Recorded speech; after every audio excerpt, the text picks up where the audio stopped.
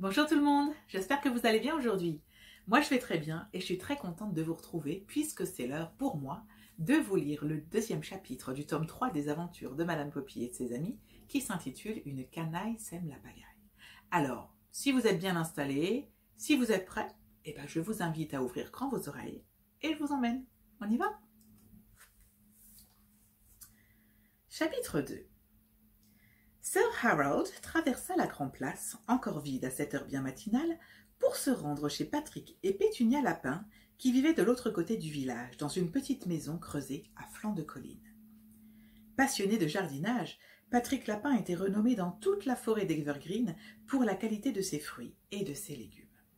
C'est donc tout naturellement que Sir Harold avait fait appel à ses services pour s'approvisionner en produits de premier choix.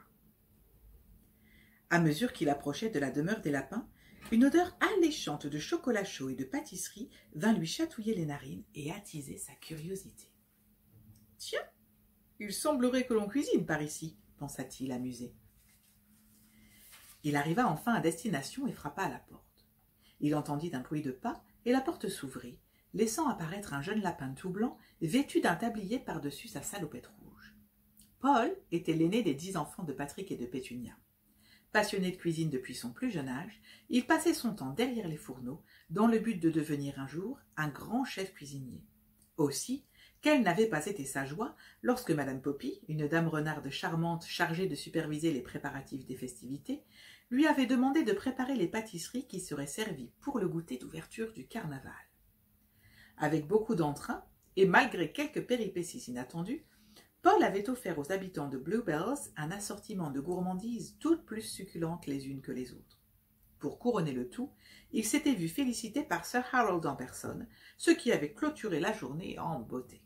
« Oh, bonjour, Sir Harold !» s'exclama Paul, les yeux brillants en découvrant le grand chef sur le perron. « Bonjour, jeune homme !» répondit le mouton. « Papa est déjà parti, il vous attend dans le potager de l'autre côté du village. Je vais vous y emmener. » Et sur ces mots, Paul retira son tablier qu'il posa sur une chaise. « Maman, j'accompagne Sir Harold au potager !» cria Paul à Pétunia, qui arrivait bien vite, un bébé dans les bras.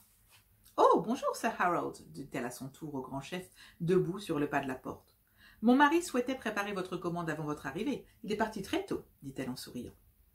Sous ses airs doux et délicats, Pétunia cachait un caractère bien affirmé qui lui permettait de ne pas se laisser déborder par ses nombreux enfants. Son mari, Patrick, étant très pris par son travail, elle était bien souvent seule pour s'occuper de son foyer. Fort heureusement, elle pouvait toujours compter sur l'aide de ses amies Marie Hérisson, Madame Poppy et Winifred, l'attachante maîtresse d'école du village. Sir Harold la remercia d'un hochement de tête et sourit en voyant la petite Pétula, adorable dans sa jolie robe à fleurs, qui jouait avec le collier de sa maman. « C'est parfait, merci, chère madame, dit-il. » Il fit une pause, puis reprit. Hier, lors du défilé d'ouverture du carnaval, Madame Poppy m'a indiqué que Marie Hérisson et vous-même vous étiez portés volontaires pour nous assister lors du service de ce soir. En effet, acquiesça-t-elle, en posant Pétula dans sa chaise haute. Marie et moi serions ravis de pouvoir vous aider. Nous pourrions vous rejoindre au restaurant vers 17 heures si vous le désirez. Cela nous permettra de recueillir vos instructions avant le service. Ça me semble très bien, répondit-il en souriant. Eh bien, en attendant, je vous souhaite une belle journée, dit-il. Merci, à vous également, répondit Pétunia en souriant. Le grand chef hocha la tête en guise de salut et suivit Paul qui sortait de la maison pour le guider jusqu'au jardin de Patrick. « Tu es bien matinal, dis-moi, dit Sir Harold, alors que Paul et lui cheminaient d'un bon pas à travers le village. « Et cette bonne odeur de pâtisserie que j'ai sentie chez toi, serait-elle le résultat de ton travail ?» demanda-t-il amusé. « En effet, répondit Paul en souriant. Je me suis réveillé très tôt et j'adore préparer le petit déjeuner pour maman, ajouta-t-il gaiement. Eh bien, on peut dire qu'elle a de la chance, cette maman, s'exclama Sir Harold en souriant. Elle le mérite bien, répondit Paul gentiment. Et puis c'est elle qui m'a donné le goût de la cuisine. Elle m'encourage beaucoup, ajouta-t-il. N'es-tu pas inscrit dans une école pour apprenti cuisinier demanda le mouton. Non, il n'y en a pas à Bluebells. J'ai beaucoup observé maman et je m'entraîne aussi avec Madame Poppy et Winifred. Et un jour, j'en ouvrirai une ici pour partager ma passion avec les enfants, déclara-t-il avec entrain. Le mouton fronça les sourcils. Ouvrir une école de cuisine, c'est un projet bien ambitieux, mon garçon, dit-il. Oh, bien sûr, ce n'est pas pour demain. J'ai encore tant de choses à apprendre, répondit Paul, dont l'enthousiasme faisait plaisir à voir. Ils arrivèrent bientôt à la rivière, par-delà laquelle se trouvait le potager de Patrick, et franchirent le petit pont près de la maison de Winifred. L'échasse blanche était justement dans son jardin, en train de ramasser quelques légumes avec son amie Madame Poppy. La pauvre renarde, dont la maison avait été sérieusement endommagée par une explosion, séjournait chez Winifred le temps des travaux. Heureusement, Oscar Hérisson et Jasper la tortue, les spécialistes en bricolage du village, étaient déjà en train de procéder aux réparations afin qu'elle puisse retrouver son logis au plus vite. En attendant, la dame renarde prenait les choses avec philosophie et profitait du temps passé en compagnie de son amie. Paul et Sir Harold leur firent un petit signe, auquel toutes deux répondirent en souriant. Après quelques minutes de marche, ils arrivèrent enfin au potager, où Patrick s'affairait. « Bonjour, papa !» cria Paul. « Voici Sir Harold qui vient chercher sa commande de légumes et de fruits. » Patrick, qui était penché au-dessus d'une brouette remplie de beaux produits de son jardin, leva la tête et approcha. Il embrassa son fils et tendit la main au grand chef.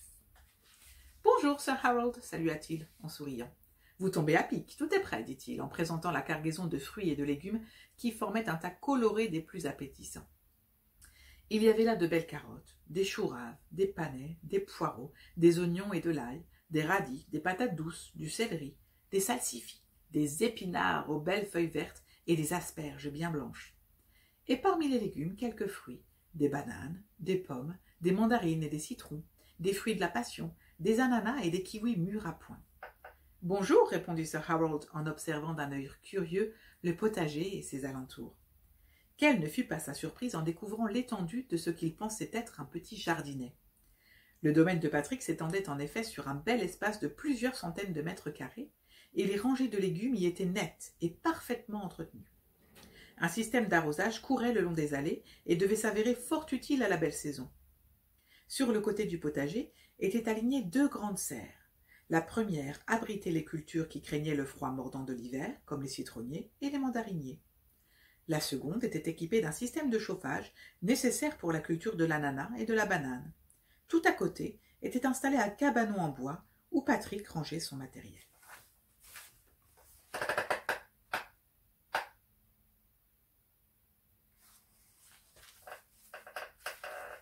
Derrière les serres s'étendait un magnifique verger parsemé d'arbres fruitiers. Pommiers, cerisiers, pruniers et poiriers se dressaient élégamment parmi les grandes herbes et les fleurs sauvages, leurs branches garnies de bourgeons et de fleurs.